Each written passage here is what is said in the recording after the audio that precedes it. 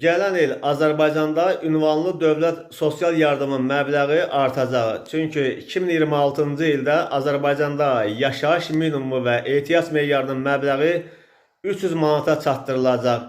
Bu barədə Milli Məclisin Əmək və Sosial Siyasət Komitəsinin sədri Musa Quliyev açıqlama vermişdi və Azərbaycanda yaşayış minimumu və ehtiyac meyarının məbləğinin artırılacağını demişdi. Ehtiyac meyarının artırılması isə avtomatik olaraq ünvanlı dövlət sosial yardımın məbləğinin yüksəlməsinə səbəb olacaq. O ki qaldı sosial yardımın ümumi məbləğinin nə qədər olacağına, bu məsələ ailənin gəliri və ailənin üzvlərinin sayından asılıdır. Məsələn, ailənin 4 üzvü var, həmin ailənin rəsmi aylıq gəliri 800 manatdır.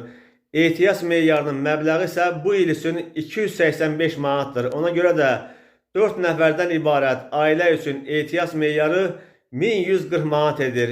1140 manatdan ailənin aylıq gəliri çıxmaqla, yəni 800 manat çıxılmaqla sosial yardım hesablanır. Beləliklə, bu il aylıq gəliri 800 manat olan 4 nəfərlik ailə 340 manat sosial yardım alır. Gələn il isə aylıq gəliri 800 manat olan 4 nəfərlik ailənin 400 manat sosial yardım alacağı gözlənilir.